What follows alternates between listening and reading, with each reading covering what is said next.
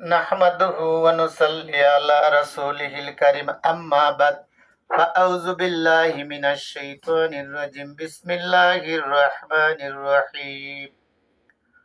উপস্থিত বন্ধুরা আমার, মাত্র কয়েক মিনিটে আমি শেষ করে দেব। আজকে শুক্রবার দিন, এই মহতি মাহফিল, এই জলসা, এই কথা, এই জিকির আজগার মাওলার দরবারে অন্য দিনের চাইতে আজকের মর্তবা একটু বেশি।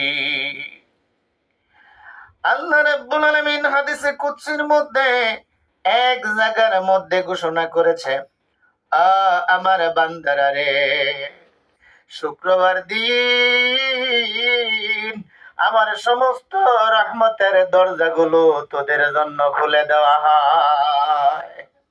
এজন্য শুক্রবার দিন বেশি করে আস্তাগফিরুল্লাহ সহ আল্লাহ জিকির আজগার পাঠ করতে হবে। আল্লাহ নামের তাসবিহ বেশি বেশি পাঠ করতে হবে।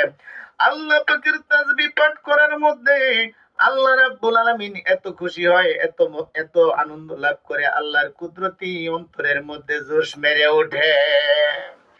যে লোকটা শুক্রবার দিন বেশি বেশি করে গো আল্লাহর জিকির করবে, ওই লোকটার প্রতি আল্লাহ পাকের সাকিনা নামক রহমত বেশি করে নাজিল হতে থাকবে।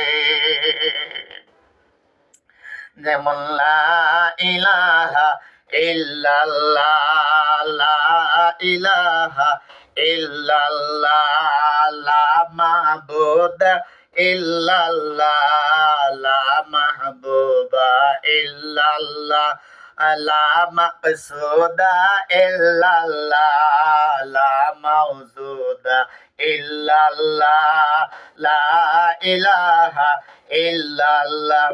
এই জিকিরটা বেশি বেশি করে হর হামেশা আপনারা পাঠ করবেন। সকালে সন্ধ্যায় বেশি বেশি করে পাঠ করবেন। শুক্রবার দিন বেশি বেশি করে পাঠ করবেন। জুমার নামাজের আগে বেশি বেশি করে পাঠ করবেন। জুমার নামাজের পরেও বেশি বেশি করে পাঠ করবেন। মসজিদের মধ্যে অবস্থানকালে মনে মনে বেশি বেশি করে এই জিকির পাঠ করবেন। ওই জিকিরের বদলতে আল্লাহ রাব্বুল আলামিন আপনাকে আমাকে তামাম জিন্দেগীর জন্য মাফ করে দিতে পারে।